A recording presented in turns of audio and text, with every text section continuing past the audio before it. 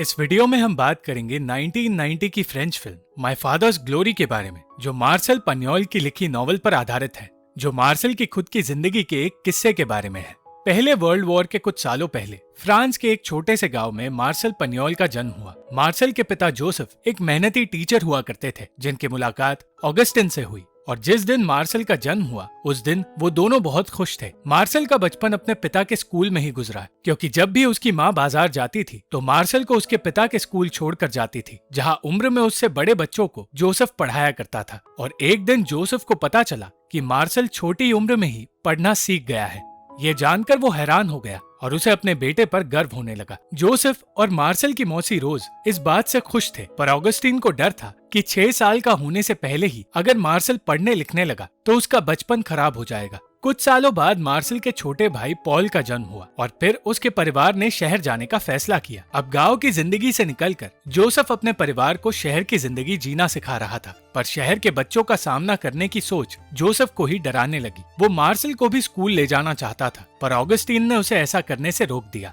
और उसने मार्सेल को घर में रखी किताबें पढ़ने भी नहीं दी। इसीलिए मार्सेल ने छुपकर कुछ किताबें चुरा ली और उस दिन ऑगस्टीन को समझ आया कि वो अपने बेटे को पढ़ने से रोक नहीं पाएगी। जोसेफ ने स्कूल में पढ़ाना शुरू किया और बच्चों को 1900 की इस नई दशक के बारे में बताने लगा। वो बताने लगा कि इस सदी के अंत तक साइंस इतना आगे बढ़ जाएगा कि लोग फोन पर एक दूसरे से अलग अलग जगहों पर बात कर पाएंगे और दुनिया एक बेहतर जगह बन जाएगी, जहां हर आदमी को हफ्ते में एक दिन छुट्टी मिल जाएगी। इन सारी बातों से बच्चों का ध्यान अपनी तरफ खींचने के बाद उसने बच्चों को पढ़ाना शुरू किया और इस तरह उसने अपना डर दूर किया। 5 लोगों का जोसेफ का परिवार इस नई जिंदगी में बहुत खुश था और एक दिन जोसेफ ने कहा कि रोज को भी अब शादी करने के बारे में सोचना चाहिए, ताकि उसकी जिंदगी में भी खुशियां आए। मार्सेल अब 6 साल का हो चुका था और इसीलिए उसे स्कूल जाने का मौका मिला, पर दूसरे बच्चों से ज्यादा समझदार होने की वजह से उसे हर वक्त चुप रहना पड़ता था। हर संडे मार्सेल को उसकी मौसी रोज बाहर ले जाया करती थी और एक संडे जब मार्सेल ने घर जाने से इनकार किया तो उसकी वजह से रोज की मुलाकात जूल्स नाम के एक आदमी से हुई और एक दूसरे से बातें करते ही वो दोनों एक दूसरे को पसंद करने लगे, जिसके बाद रोज और मार्सेल का उस पार्क में आना जाना बढ़ता गया। इस बात की सबसे ज्यादा खुशी मार्सेल को हुई, क्योंकि मार्सेल को लगने लगा कि जूल्स उस पार्क का मालिक है, इसीलिए मार्सेल को तोहफे दिया करता है। देखते ही देखते जूल्स और रोज को एक दूसरे से प्यार हो गया। रोज ने जूल्स के बारे में अपने परिवार को बताया और वो लोग रोज के लिए बहुत खुश हुए। जल्द ही उन दोनों की शादी हो गई और जूल्स जब जोसेफ और ऑगस्टीन से मिलने आया तो मार्सेल के लिए बहुत सारे तोहफे लेकर आया और उस दिन जूल्स ने बताया कि वो पार्क का मालिक नहीं है। ये बात सुनकर मार्सेल निराश हो गया। जूल्स एक कैथोलिक था जो हर हफ्ते चर्च जाया करता है, पर क्योंकि जोसेफ भगवान में भरोसा नहीं करता, वो जूल्स का मजाक उड़ाया करता है और इस बात से ऑगस्टीन उससे नाराज रहती थी। धर्म को लेकर ही जूल्स और जोसेफ के बीच बहस चलती रहती है, पर फिर भी वो दोनों एक दूसरे की इज्जत करते हैं। मार्सेल अब 11 साल का हो गया था और स्कूल की पढ़ाई के अलावा वो स्कूल के बाहर भी नई चीजें सीखने लगा। एक दिन उसके दोस्त ने उसे बताया कि बच्चे माँ की नाभि से पैदा होते हैं और जब उस रात पॉल कॉमिक्स पढ़ते हुए सो गया तो मार्सेल ये देखने लगा कि उसके दोस्त की कही बात में सच्चाई है या नहीं, और अपने पेट पर एक बटन देखकर उसे लगने लगा कि शायद बटन खोलकर ही बच्चों को निकाला जाता है। कुछ महीनों बाद उसने अपनी माँ का पेट बढ़ते हुए देखा और 2 महीने बाद उनके घर एक लड़की का जन्म हुआ और अपनी माँ को खुश देखकर मार्सेल भी खुश हुआ। इसी के साथ साथ थोड़े दिनों बाद मार्सेल ने रोज का भी फूला हुआ पेट देखा और उसने पॉल से कहा कि क्योंकि वो बच्चा जूल्स की तरह दिखेगा तो उसके मुंह पर एक मूंछ भी होगी, पर जब बच्चे का जन्म हुआ तो उसकी कोई मूंछ नहीं थी और ये देखकर वो दोनों भाई निराश हो गए। स्कूल खत्म होने के बाद एक दिन जोसेफ मार्सेल को घर ले जा रहा था और तब उसने देखा कि मार्सेल का टीचर सबको वो तस्वीर दिखा रहा था जिसमें वो अपने शिकार के साथ खड़ा है। उसका मजाक उड़ाकर जोसेफ ने कहा कि एक मरे हुए जानवर के साथ तस्वीर दिखाना एक अजीब बात है।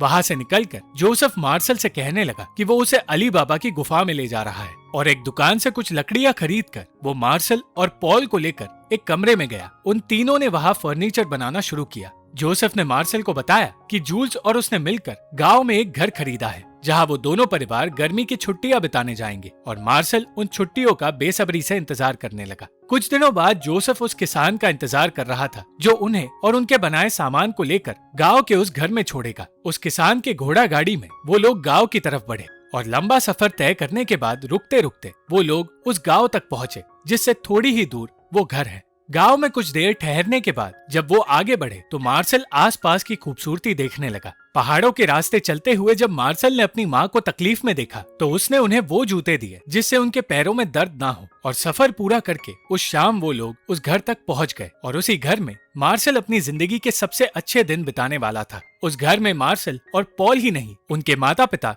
रोज और जूल्स भी बहुत खुश थे। और दूसरे ही दिन उन दोनों बच्चों के एडवेंचर्स शुरू हुए। वो दोनों तितलियां पकड़ने निकले पर उन्हें एडमंड नाम के एक आदमी ने रोक दिया। वो कहने लगा कि तितली चुराने वालों को जेल में डाल दिया जाता है। पर उन दोनों बच्चों की बातें सुनकर एडमंड उनका दोस्त बन गया और उनके कीड़े पकड़ने के इस एडवेंचर में वो उनका साथ देने लगा। अगले दिन टहलते हुए जोसेफ ने भी एडमंड को देखा। पहले तो वो उसकी हरकतों से डर गया, पर फिर उसे पता चला कि वो सिर्फ जानवरों का शिकार करता है। वो अलग अलग जानवरों के बारे में जानता है और उसके पोचर होने की वजह से पुलिस उसे ढूंढ रही है, पर गांव वाले पुलिस को उसके बारे में बताते ही नहीं। जोसेफ गांव वालों के साथ घुलने मिलने लगा और उनके साथ लॉन बोल्स नाम का खेल भी खेलने लगा। जल्द ही वो इस खेल के लिए गांव में मशहूर भी हो गया। उस दिन पहली बार मार्शल ने अपने पिता को अपने दुश्मन यानी कि एक पादरी का सामना करते हुए देखा और बिना उस पादरी से बात किए जोसेफ उनके आगे से हट गया।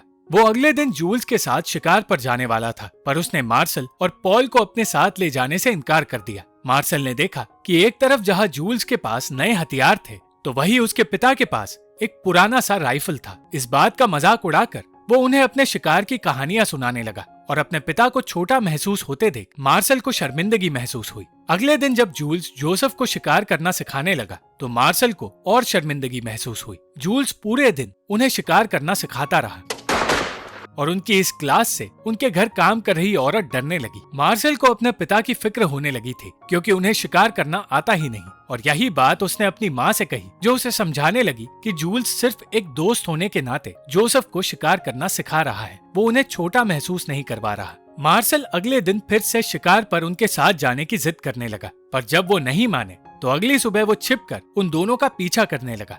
उसने ऑगस्टीन के लिए एक चिट्ठी छोड़ी जिसमें उसने लिखा था कि जोसेफ उसे अपने साथ ले गया है, इसलिए वो उसकी फिक्र ना करे। और जूल्स और जोसेफ का पीछा करते हुए वो पहाड़ों के बीच पहुंचा।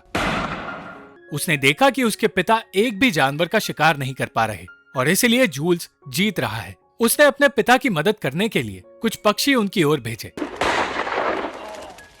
पर इससे भी कुछ नहीं हुआ। मार्शल ने फिर भी हार नहीं मानी, पर उनकी मदद करने की कोशिश में वो रास्ते से भटक गया और एक सुनसान इलाके में जा पहुंचा। कुछ देर बाद उस इलाके में उसकी मुलाकात लिली नाम के एक लड़के से हुई जो उसी इलाके में शिकार कर रहा था। उसने मार्शल को सही रास्ता समझाया, पर आसमान में उड़ रहे एक ईगल से डरकर वो पास के एक छोटे झोपड़े में जाकर छिप गया। वो अब ये सोचने लगा था कि वो हमेशा के लिए यही फंस गया है, पर फिर उसे गोली चलने की आवाज आई और आवाज का पीछा करते हुए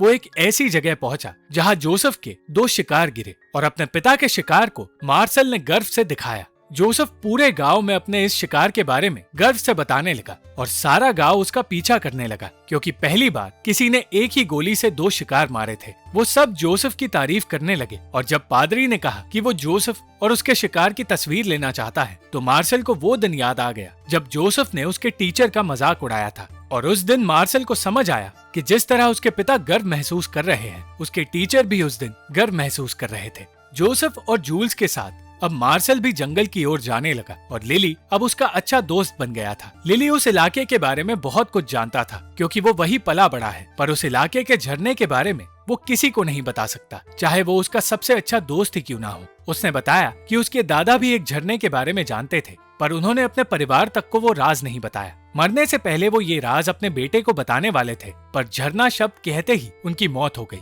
लिली मार्शल को उस इलाके के बारे में सब कुछ सिखाने लगा और वो दोनों हर रोज पहाड़ों को एक्सप्लोर करते रहे। एक दिन वो दोनों एक ऐसी गुफा तक पहुंचे जहां उन्होंने एक ईगल आउल देखा।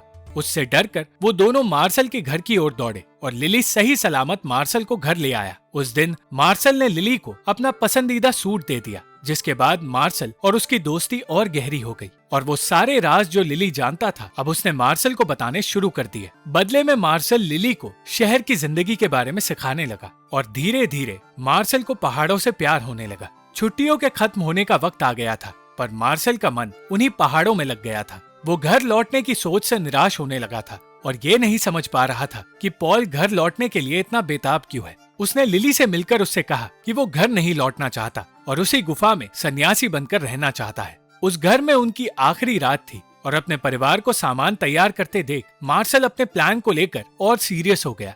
उसने अपने माता पिता के लिए एक चिट्ठी लिखी जिसमें उसने अपने सन्यास के बारे में बताया और कहा कि वो उसे ढूंढने की कोशिश ना करे। सुबह जल्दी उठकर उसने वो चिट्ठी अपने तकिए पर रख दी और लिली की मदद से वो घर से भाग गया। वो दोनों पहाड़ों की ओर गए, पर रास्ते में जैसे जैसे मार्शल आगे बढ़ा उसे घबराहट होने लगी। लिली ने मार्शल को एक छुपा हुआ झरना दिखाया जहाँ से वो रोज पानी पी पाएगा, पर मार्शल वहाँ से वापस अपने घर जाने के बहाने बनाने लगा क्योंकि वो अकेले नहीं रहना चाहता था और उसने लिली से कह दिया कि वो गुफा में जिंदगी नहीं बिता सकता। वो दोनों जल्द से जल्द घर लौटने के लिए दौड़े और इससे पहले कि कोई मार्शल की चिट्ठी पढ़े, मार्शल अपने कमरे में गया और वो चिट्ठी उसने छुपा दी। कुछ वक्त बाद वो सब शहर लौटने की तैयारी करने लगे और तब मार्शल को पता चला कि उसके माता पिता ने चिट्ठी पढ़ ली थी। जोसेफ ने कहा कि उसे अच्छे से पढ़ाई करनी होगी और अगर वो ऐसा करेगा तो जल्द ही वो लोग छुट्टियां बिताने यहाँ वापस आएंगे। और ये बात सुनकर मार्शल बहुत खुश हुआ। अंत में मार्शल अपने परिवार के साथ शहर लौटने लगा और लिली उसे अलविदा कहने आया, पर जाने से पहले उन दोनों ने एक दूसरे को चिट्ठियां लिखने का वादा किया।